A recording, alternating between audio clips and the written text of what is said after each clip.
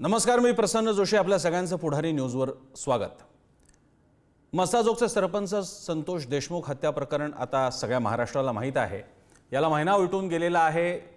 काही आरोपींना ताब्यात घेण्यात आलेला आहे. अजूनही एक आरोपी फरार आहे आणि याच प्रकरणाशी जवळजवळ निगडीत असलेले पण त्याचवेळी अजून गुन्हा सिद्ध न झालेली व्यक्ती म्हणजे वाल्मिक कराड, त्याच्यावर याच प्रकरणाच्या अनुषंगाने खंडणीबाबत आरोपपत्र दाखल झालेलं आहे. आणि ताजी माहिती अशी आहे की मकोकाच्या दिशेने, मकोका लावण्याच्या दिशेने प्रक्रिया सुरू आहे.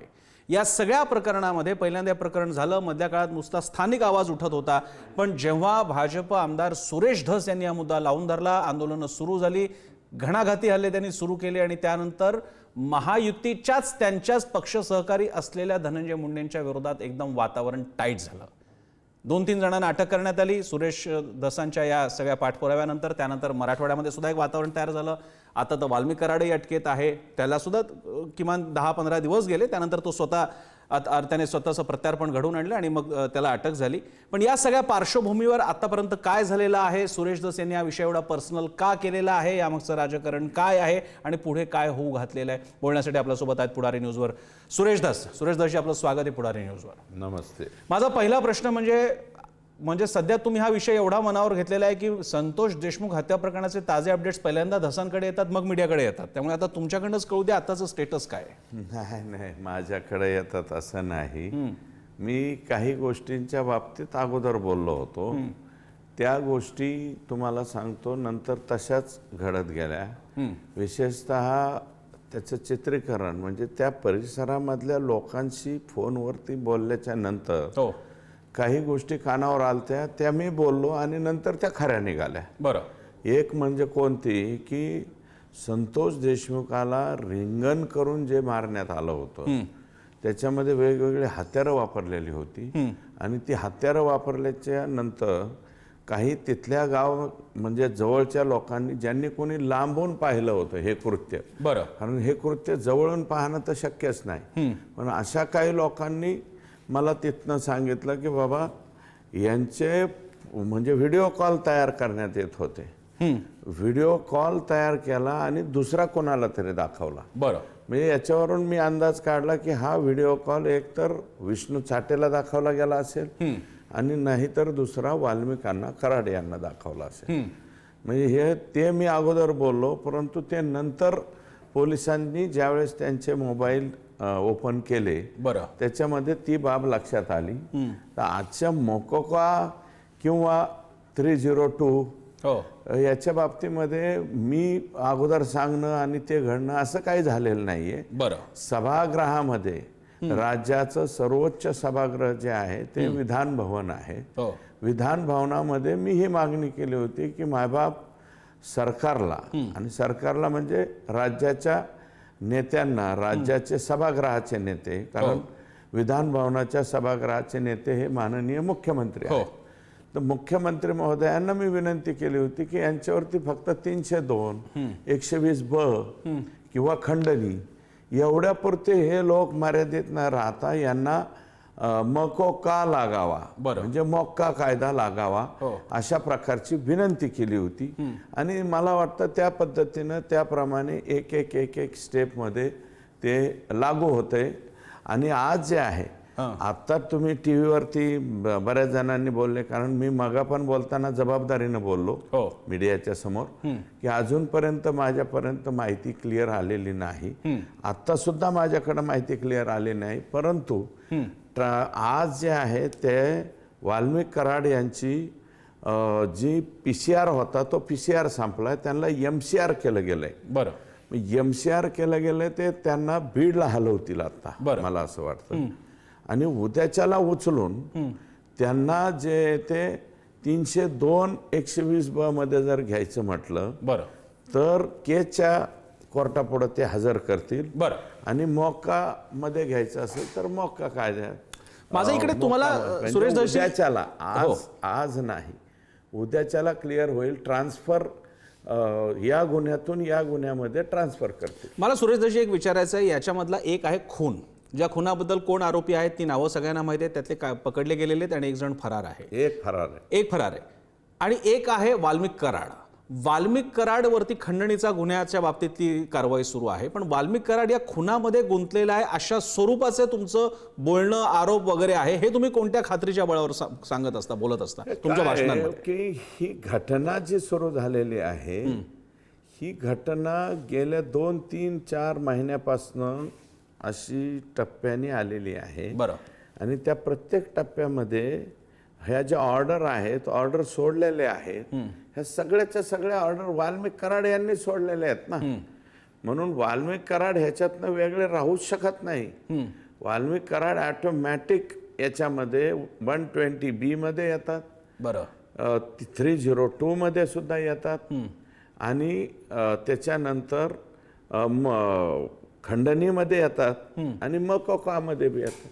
सगळ्याच्या सगळ्या गुन्ह्यामध्ये ऑटोमॅटिक वाल्मिक कराड हे त्याच्यामध्ये येणार आहे. तुम्ही असं सुद्धा सूचित करता की संतोष देशमुख यांचा खून होत असताना, हत्या होत असताना जो व्हिडिओ कॉल करण्यात आला त्याच्या सुद्धा तुम्ही नाव घेताय की हा एकतर वाल्मिक कराडला किंवा आणखी कुठल्या तरी व्यक्तीला दाखवण्यात आलेला, तो वाल्मिक कराडला गेला, हे तुमची खात्रीशीरता सांगता? मी खात्रीशीर सांगतो की हा व्हिडिओ विष्णू चाटेला एक दाखवण्यात आलेला असेल आणि त्या विष्णू चाटेचा मोठा नेता म्हणजे वाल्मिक कराड, बरं, आका, ह्या आकाला सुद्धा 100% दाखवला असेल आणि आकाला फोन केला गेला असेल, याला उचललाय, याला हे केलाय, तर आका 100% म्हणला असेल त्याला बदाडा, त्याला भोंगळा करा, त्याला मारा, असं वाक्य 101% आकाकडून गेलेलं असणार.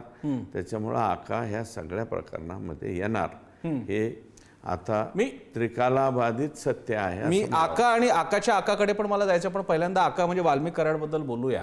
या मधल्या काळामध्ये दोन्ही बाजूकडनं सारखे फोटो, सोशल मीडिया पोस्ट आणि जुने जुने संदर्भ दिले जात आहेत. असंही लक्षात येते की तुम्ही सुद्धा वाल्मिक कराडला व्यक्तिशः ओळखत होता, आता सुद्धा तुम्ही बोलताना आदरार्थी उल्लेख करताय. मग अचानक हा एवढा तीव्र राग कुठून तयार झाला? हे बघा, अनादराने उल्लेख करून नेमकं काय करायचं? बरं, आदराने करायचं, ठीक आहे, आदराने उल्लेख करतो, परंतु त्याचं कृत्य बिलकुल सहन नाही ना करून घेत. बरं. त्यांनी जे उद्योग केलाय हा वाल्मिक कराडांच्या फुसतीमुळं, वाल्मिक कराडांच्या पोरासोरांना उचकावण्यामुळं, वाल्मिक कराडाच्या बोलण्यामुळं हे जे उद्योग या ठिकाणी झालेला आहे, हा साधा उद्योग केलाय का त्यांनी? हा, बरं. आणि ही गँग असले लोक तो कशासाठी वाल्मिकांना लागत होते बाबा? हे मोटार चोरण्यामध्ये हेच, ट्रॅक्टर चोरीमध्ये हेच, मुकादमांच्या उचली घ्यायला हेच, बरं, हा, मुकादमांचे पोरं बाळं उचलून न्यायला हेच.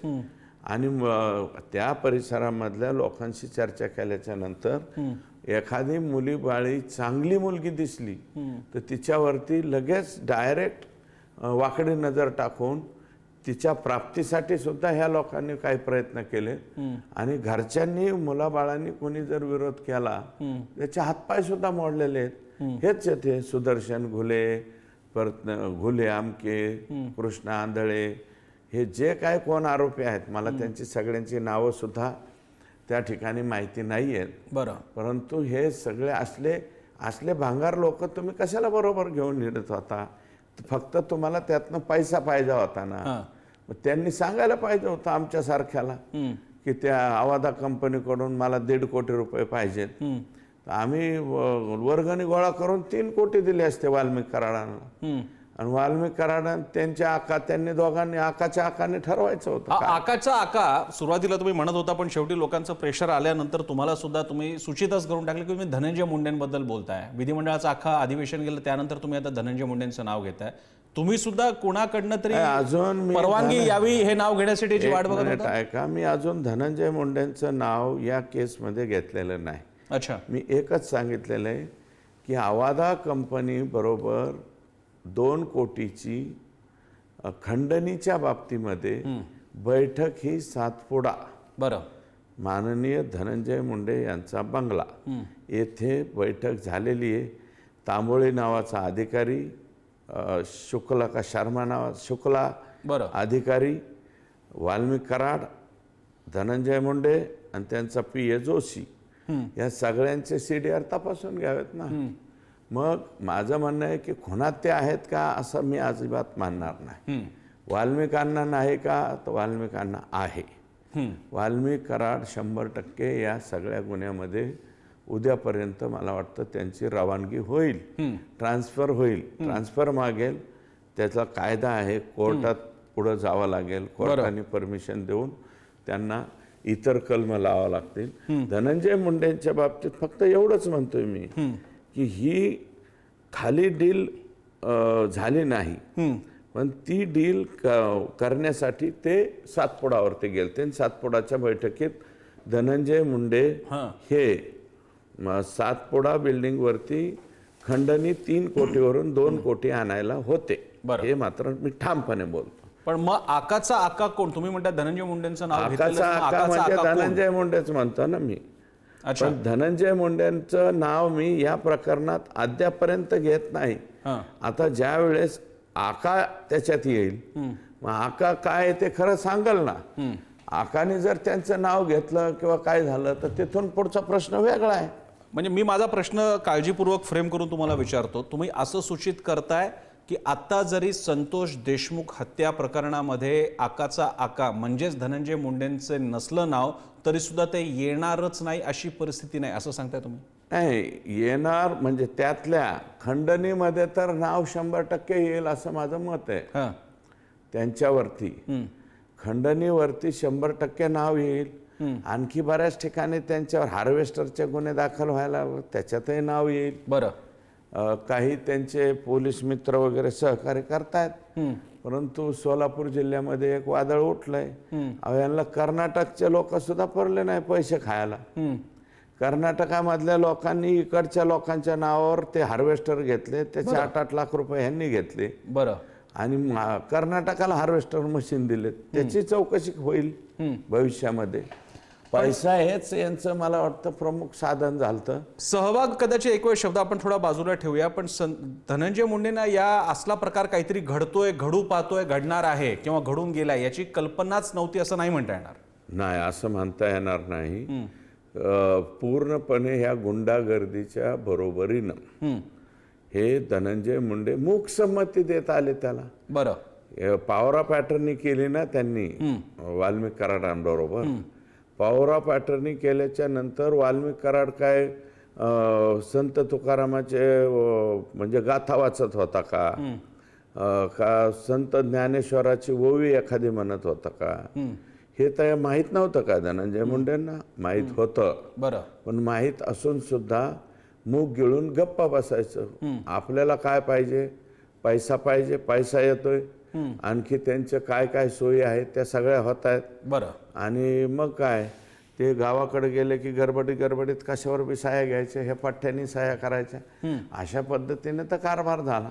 मग मी जे म्हणलं ना की ह्यांनी भाड्याने जे मंत्रीपद आणि भाड्याने पालकमंत्रीपद दोन्ही भाड्याने दिलं. पण तो भाडेकरू कसा उपयोग करतोय बरं त्याचा, हे मात्र धनंजय मुंडेंनी पाहिलेलं नाही. त्याच्यामुळं धनंजय मुंडेंची इन्व्हॉल्वमेंट नाहीच असं नाही. या प्रकरणातल्या खंडणी प्रकरणामध्ये धनंजय मुंडे यांची इन्व्हॉल्वमेंट आहे, हे मी जबाबदारीनं बोलतो. मी हे म्हणत नाही की त्यांचं 302 मध्ये संबंध आहे किंवा बाकी काय, त्याच्यावरती मी बोलणार नाही. पण खंडणीच्या बाबतीत मात्र धनंजय मुंडे साहेब 101% दोषी निघतील किंवा सापडतील असं माझं मत. पण तुमची मागणी आहे की धनंजय मुंडेंचा राजीनामा घेतला जावा? माझी मागणी नाहीये. ही त्यांच्या पक्षाचे प्रकाश सोळंके आमदार आहेत त्यांची. त्यांच्याच पक्षाचे बरेचसे आमदार आता अजितदादांकडे चाललेत. हे बाबा यांचा राजीनामा घ्या. त्यांच्याच पक्षाचे पदाधिकारी जे आहेत राज्यभर ते म्हणायला लागले. आणि समोर पाहताय ना तुम्ही हे जे मोर्चे होत आहेत, ह्या मोर्चाला कोणी काय गाडी भाड्याने देतंय का, सोय करतंय का, काय? बरं, आपोआपच लोक येतात मोर्चाला. आम्हाला बोलवतात, आम्ही जाऊन भाषण करतो. आम्हाला करावं लागतं ना. मग जर नाही गेलं तर लोक जोडे काढतील ना. ए बाबा तुला बोलवलं तू कसं काय आहे ना. मग आता लोकांनी बोलवल्यावर आम्हाला तर जावंच लागेल. पण ते जे मोर्चे निघतायत प्रसन्नजी, ते मोर्चे थोडे बेडे छोटे नाही निघत. त्या मोर्चाची संख्या बघा ना लोकांची किती. आज पण गेल्या 2 दिवसामध्ये आता परळीच्या माध्यमातून वाल्मिक कराड समर्थक सुद्धा रस्त्यावर येऊ लागलेत. आज काल त्यांचंही आंदोलन झालं. त्यांच्या मातोश्री, त्यांची आई सुद्धा बसली होती पोलीस स्टेशनच्या बाहेर. त्यांनी निदर्शनं केली. आता तिकडनं सुद्धा आवाज येतोय. चांगली गोष्ट आहे. तुम्ही माणसं मारा, खंडण्या गोळा करा, दुपाराच माणसं मारा आणि वरून त्यांच्या समर्थनार्थ मोर्चे काढा. भले धन्य आहे, चांगली गोष्ट आहे. एक याला सलाम आमचा. एक या सगळ्या चित्राला म्हणजे ही जी चर्चा बाहेरून बघायला मिळते त्यानुसार हा केवळ सुरेश धस नावाची एक व्यक्ती आहेत, राजकारणी आहेत, वरिष्ठ ज्येष्ठ राजकारणी आहेत. धनंजय मुंडे नावाचा एक राजकारणी, वाल्मिक कराड नावाचा माणूस आहे आणि संतोष देशमुख याची एक व्यक्ती, अशी एक व्यक्ती की ज्यांना खून झालेला आहे. एवढा पुरता मर्यादित न राहता त्याला मराठा, वंजारी आणि काही प्रमाणात मराठा ओबीसी, पण प्रामुख्याने मराठा, वंजारी, मराठवाड्याच्या परिप्रेक्ष्यामध्ये, त्या लिमिटमध्ये, परळी बीडच्या या लिमिटमध्ये असं चित्र उभं होताना दिसतंय, असं सुद्धा टीका होते. अजिबात नाही. आणि याला हवा दिली जाते. अजिबात नाही. हे मराठा वंजारी वाद कोण करतंय? हे धनंजय मुंडे आणि पंकजाताई यांची जी सोशल मीडिया आहे, बरं, ते बसल्या जागेवर कुटाने करणारे तेवढेच करतात. त्याला 5% वंजारी समाज सुद्धा समर्थन देत नाहीये. 95% वंजारी समाजाला सुद्धा ही गोष्ट पटलेली नाही. आणि कोणाला पटली त्यातल्या एकतरी वंजारी समाजाच्या माणसाने येऊन सांगावं. अहो, ते संतोष देशमुखच्या घरी भेटायला वंजारी समाजाच्या माणसांची रांग लागली. असं कसं म्हणता तुम्ही वंजारी, मराठा आणि ओबीसी? बरं, कशाचा ओबीसी, कशाचं काय? अहो, कालच्या निवडणुकीमध्ये सगळं गळून पडलंय. जातपात आहे, फॅक्टर राहिलेला नाही. हे फक्त यांचे जे सोशल मीडिया जरा पॉवरफुल आहे. बरं, यांच्याकडं हे फक्त इथंच नाही, मलेशियाहून बी वापरतात. काही ह्यांना पोस्ट करायच्या असल्या ना प्रसन्नजी, हो, मलेशियाहून मागवतात. बरं, त्याच्यानंतर गामा देशातून मागवतात. काही बाहेरच्या आणखी देशातून पोस्ट करतात. म्हणजे त्या पोस्टवरती गुन्हा दाखल जरी झाला तर बाहेरच्या देशात जाऊन कारवाई करता येत नाही. इतकी पॉवरफुल यांची ही सोशल मीडिया आहे. आणि त्या सोशल मीडियामध्ये छेछोरपणा चाललेला आहे यांचा, बाकी काय दुसरं. आणि ते सोशल मीडियाचं आज झालं म्हणजे उद्याही सारलं. सोशल मीडिया जोरात बी तेवढाच होतो आणि थंड बी तर लगेच होतो. आणि आता उद्याच्याला त्या गुन्ह्यामध्ये घेतल्यावर आई, वाल्मिक अण्णाची आईने समजा एखादं हे केलं तर ते आईचं हृदय आहे. तो मुलगा कसलाही असला तरी आईला काय वेगळं आहे का? आईने केलं असेल तर ते आईबद्दल मी काय बोलणार नाही. पण जे लोक कोणी परळी बंद करतायत, कारण तुम्ही धाकट तपाशाने इतकं वाटोळं केलं. बरं, एखाद्या माणसं, सगळे माणसं जीव मुठीत धरून जगतायत त्या परळी तालुक्यात. एक सुद्धा खुल्या दिलानं कोणी जगत नाही.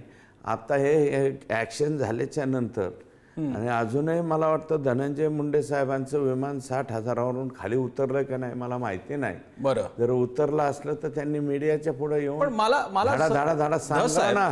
धस साहेब, एवढी जर का वाईट अवस्था आहे बीडमध्ये, मुली बाळींवर अत्याचार होत आहेत, खंडणी राज सुरू आहे, गावं सोडतायत ना, गावं सोडतायत, एवढं सगळं तुम्ही सांगताय. हे काय गेल्या 2 आठवड्यात झालं नसेल ना, गेल्या 2 महिन्यात झालेलं आहे. असं सगळं व्हायला एक वाल्मिक कराड आणि त्याचं अख्खं नेटवर्क तयार व्हायला काही काळ जावा लागतो. पण एवढ्या काळात सरकार काय करत होतं?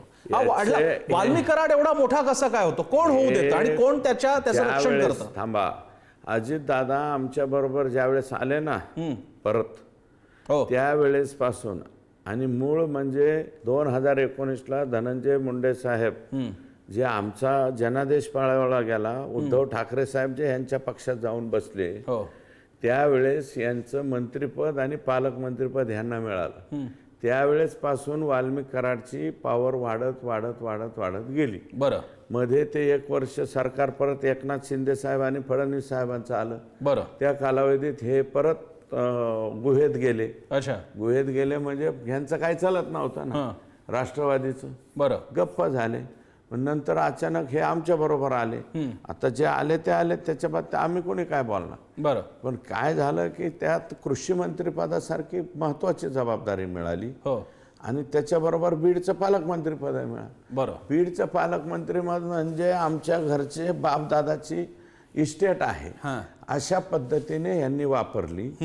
आणि यांनी वापरली तर जे कार्यक्षेत्र यांचं परळी तालुक्यापुरतं परळी मतदारसंघापुरतं मर्यादित होतं, हळूहळू हे केज मतदारसंघात आले, बरं, तसेच आष्टी मतदारसंघात आले, अच्छा, हळूच हे माजलगाव मतदारसंघात गेले, हळूच गेवराई मतदारसंघात सरकले आणि बीड मतदारसंघात सरकले. बरं, म्हणजे यांचं कार्यक्षेत्र वाढलं आणि कार्यक्षेत्र वाढल्यावर खटके उडायला सुरुवात झाली. त्यातला मी एक होतो.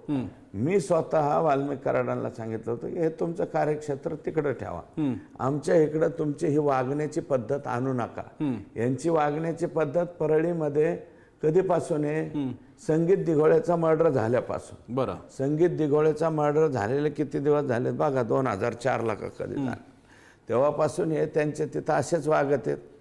त्यांना माणसं मेलेलं काही वाटत नाही. इकडे एक उपप्रश्न आहे, म्हणजे मी जी काही माहिती घेत होतो आणि जे काही लेखन पण समोर येत आहे ते, जसे तिकडे ते आका आहेत किंवा त्यांचं प्रभाव क्षेत्र आहे, तुम्ही शब्द बरोबर वापरला की इकडे तुमचं काम नाही, तुम्ही तुमच्या इकडे काम करा. त्याचं कारण तुमचं सुद्धा प्रस्थ आहे तिकडे त्या भागामध्ये. कोणाचं? तुमचं? त्यांच्या भागात तिकडे ज्या सगळ्या पवन चक्क्यांचा बिझनेस आहे तिकडे सिक्युरिटी असेल, विविध प्रकारची कंत्राट असेल, तुमचाही शब्द तेवढाच वजनदार आहे. हे बघा, वजनदार आम्ही आहोत, पण आम्ही असलं वागत नाहीत ना कोणाचं. अच्छा. आणि त्याच्यात फार काय लक्षपेक्षा घालीत नाहीत आम्ही. ते कंपनीवाल्याला सांगायचं हे आणि हे लोक आणि हे तुम्ही बघा. अच्छा. कोणाच्या जमिनी घेण्याच्या आणि कोणाच्या ह्याच्या भानगडीत आम्ही नाही पडत, कधी पडलोय नाहीत. दाखवावं बरं का. आणि आमच्याकडे स्मूथली असं क्लिअर एकच सांगितलं जातं आमच्याकडे सगळ्या कंपन्याला बोलून घेऊन की तुम्ही डायरेक्ट शेतकऱ्यांशी व्यवहार करा. बरं. ह्या मधल्या गुंडाळांशी व्यवहार करू नका आणि डायरेक्ट शेतकऱ्याला 2 पैसे जास्त द्या. आणि ज्या शेतकऱ्याची जमीन जाईल शक्यतो त्याचं सिक्युरिटी वगैरे त्यांनाच द्या. बरं.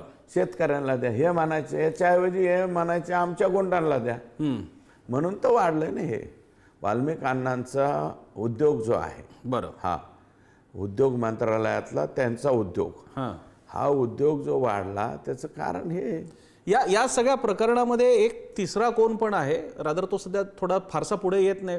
हे सगळं चालू असताना बीड परळीमध्ये पंकजा मुंडेंचा काय भाग, म्हणजे त्या कशा प्रकारे बघताय की तुम्ही त्यांच्याकडे कसं बघताय, त्यांचा रोल, त्यांचं महत्व? काल परवा जे त्यांचं बोलणं आलेलं आहे, हो, त्या बोलण्यामध्ये 12 डिसेंबरला जे धनंजय मुंडे बोलले तेच कित्ता त्यांनी गिरवलेला आहे. म्हणजे मला असं वाटतं की ते त्यांच्या बरोबर आहे. बरं. ते काही वेगळं काय करतायत अशातला भाग नाही. आता मग त्यांना ऍक्शनच घ्यायची होती तर त्यांच्याकडं काय पर्यावरणीय बदल आणि पर्यावरणाचं खातं आहे. अच्छा. तर पर्यावरणाच्या खात्याने आता परळी तालुक्यात चाललेल्या हजारो विटभट्ट्या थांबवायला पाहिजे. जी राखेची प्रचंड तिथली तस्करी आहे ती तातडीनं थांबवली पाहिजे. पंकजाताईंनी वाळू चोरी थांबवायला पाहिजे. काय थांबवलं? बरं. काहीच नाही थांबवलं, चालू आहे. म्हणजे जशी मूकसंमती मिस्टर धनंजय मुंडेंनी दिली तशीच पंकजाताई देत आहेत. दुसरं काय आता? किंवा त्यांनी येऊन म्हणावं पुढं की हे ज्याच्या बाबतीत मी विरोध करते, असं करते, तसं करते. तसं तर काय म्हणताना दिसत नाहीत त्या उलट आम्हालाच म्हणतायत की ह्यांच्यामुळं बीडची बदनामी होते. अहो, बीडची बदनामी आमच्यामुळं नाही होत, तुमच्या राखेमुळं होते, तुमच्या वाळूमुळं होते, तुमच्या मर्डरमुळं होते, तुमच्या हे विंड पॉवरच्या लोकांना त्रास देण्यामुळं होते.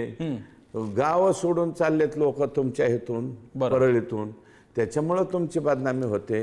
ह्याच्यातलं कोणतं कृत्य आमचे लोक करतायत? आमचे लोक म्हणजे आमच्या आष्टी विधानसभा मतदारसंघातले लोक सांगा. पीक विमा तुमचाच घोटाळा. आष्टी मतदारसंघ बीड, गेवराई, माजलगाव आणि केज ह्या मतदारसंघामध्ये 10 तालुके येतात. या 10 तालुक्यातले लोक एकीकडं आणि एकट्या परळीचे लोक एकीकडे मानले. बदनामी कोणामुळे होती? एक यातला राजकारणाचा एक भाग असा दिसून येतो की समजा या प्रकरणामध्ये धनंजय मुंडेंचा राजीनामा घेतला गेला, त्यांच्या राजकीय प्रतिमेला धक्का बसला, आणखी पुढे काय गंभीर होईल की नाही आपल्याला कल्पना नाही. तर ज्या 2 राजकारण्यांच्या बाबतीत ही पॉझिटिव्ह गोष्ट असेल ते 2 राजकारणी म्हणजे सुरेश धस आणि पंकजा मुंडे, या समीकरणाकडे तुम्ही कसं पाहता? नाही, त्यांचा राजीनामा घ्यायचा का नाही हे त्यांच्या अजितदादांनी ठरवलं पाहिजे असं मला वाटतं. आमच्या भारतीय जनता पार्टीचा त्यांच्याशी फारसा काही संबंध नाही.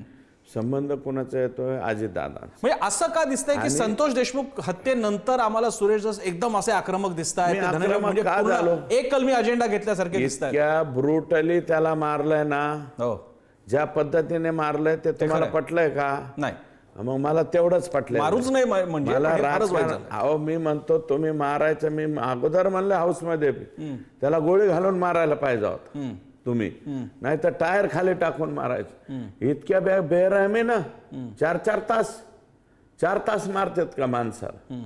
हा, अरे कुत्र्याला दगड हाणलं तर दुसरा सुद्धा मारित नाहीत आपण.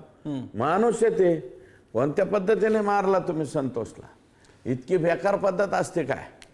आणि हे एवढं ब्रुटली हे केल्याच्या नंतर सुद्धा, मर्डर झाल्याच्या नंतर सुद्धा धनंजय मुंडे साहेबासारखा माणूस कोणत्या जिल्ह्यात हेच होते.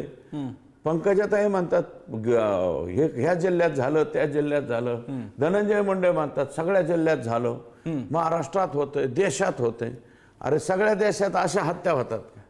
हा, बरं. मला सुरेश धशी ह्याच्यात एक सांगा, गेल्या काही काळापासून या सगळ्या आंदोलनांमध्ये मनोज जरांगे पाटील सुद्धा दिसत आहेत.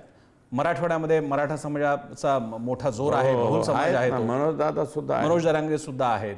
पण आता सुरेश धस सुद्धा तेवढेच मोठे दादा आहेत. म्हणजे मनोज दादा जरांगे तसे सुरेश दादा धस सुद्धा आहे. हे याकडे कसं बघायचं? म्हणजे निवडणुकीच्या नंतरच्या या काळामध्ये आता सुरेश धस आम्हाला मराठा समाजाचे मराठवाड्यातला एक प्रमुख चेहरा आहे, तर कोणीच नाकारणार असलं काय नसतं. ते माझं प्रसन्नजी, माझी आणि मनोज दादांची तुलनाच करू नका. त्यांचं वजन माझ्यापेक्षा खूप मोठं आहे. ते त्यांच्या समाजकारणामधला सगळ्यात मोठा व्यक्ती ते आहेत. आमच्या समाजाचं दैवत आहे. मी एक राजकारणी आहे, एका मतदारसंघापुरता मर्यादित आहे. तुम्ही मला त्यांची आणि माझी तुलनाही करू नका आणि विनाकारण आमचं भांडणही लावून देऊ नका. आमचं भांडण नाही, आमचं काय नाही, आमचं व्यवस्थित आहे. आणि त्यांनी जर राजकारणात आले असते तर तुम्ही 100% माझी तुलना करायला पाहिजे होती त्यांच्याशी. परंतु ते राजकारणी नाहीत, ते समाजकारणी आहेत. ते आमच्या समाजाचं दैवत आहे, सगळ्या कार्यकर्त्याचं आणि सगळ्या पक्षातल्या मराठ्यांचं ते दैवत आहे. त्याच्यामुळं मला त्यांच्याकडं नेऊ नका, काही नका. ते आमचं सर्वांचं दैवत आहे. आणि त्यांनी आदेश दिल्याच्या नंतर आमचे सगळे लोक आदेश पाळतायत. आणि मोर्चामध्येच ते जे दिसत आहेत, उलट मी तर त्यांना काल परवा म्हणलो होतो की 4-5 दिवस थोडंसं तुम्ही दादा आराम करा.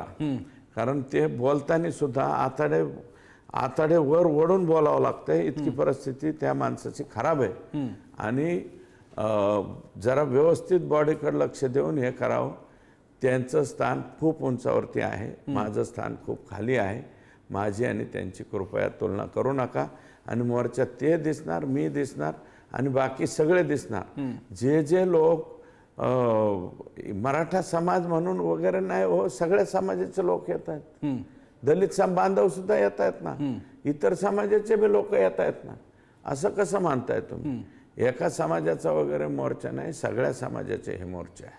एवढं मोठं प्रकरण झालेलं आहे. मुख्यमंत्री देवेंद्र फडणवीस यावर विधान करत असतात, पण 2 माणसं बऱ्यापैकी अलिप्त दिसत आहेत, बाजूला असतात. ती म्हणजे अजित पवार आणि एकनाथ शिंदे. जे एकनाथ शिंदे आता 2 महिन्यापूर्वी किती ऍक्टिव्ह होते म्हणजे मुख्यमंत्री असताना, मात्र आता एवढा मोठा विषय सगळा समोर झालेला आहे. पण हे 2 नेते म्हणून महायुतीतले नेते म्हणून फारच अलीकडे असलेले दिसत आहेत, बाजूला दिसत आहेत. नाही, सध्या काय आहे, एकनाथ शिंदे साहेबांची तब्येतीमध्ये प्रचंड खराब होती.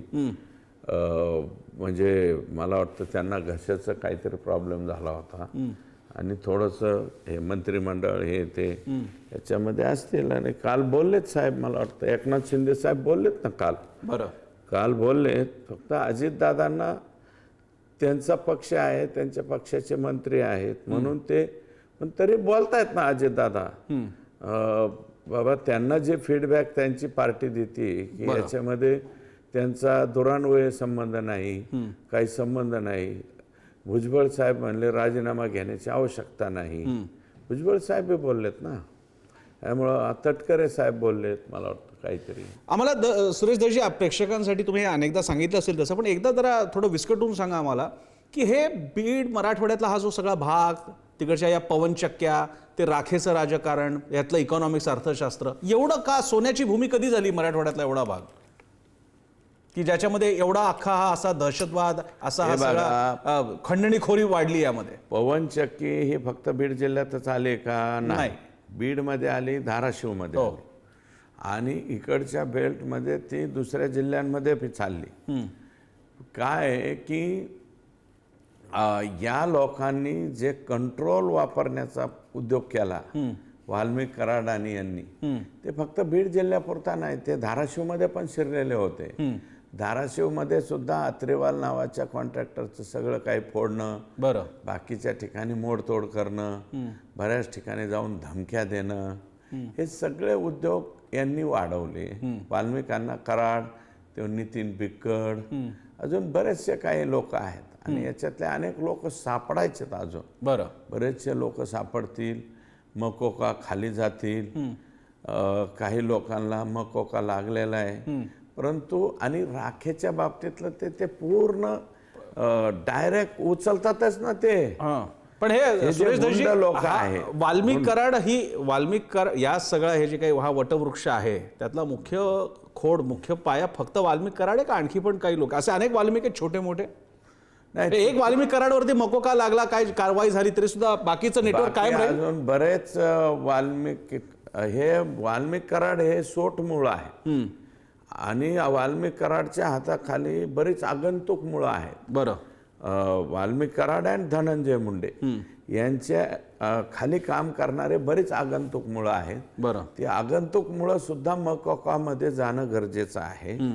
हे सगळेजण ज्यावेळेस मकोका अंतर्गत जातील त्याच वेळेस मला असं वाटतं की ते राग थंड होईल, वाळू बंद होईल, कोणाच्या वावरामध्ये घुसायचं बंद होईल, सरकारच्या गायरान जमिनीवर मार्केट कमिटीचे गाळे बांधणं बंद होईल आणि यांच्या वागण्याला वैतागून परळी तालुका सोडून जाणाऱ्या लोकांची संख्या बी कमी होईल.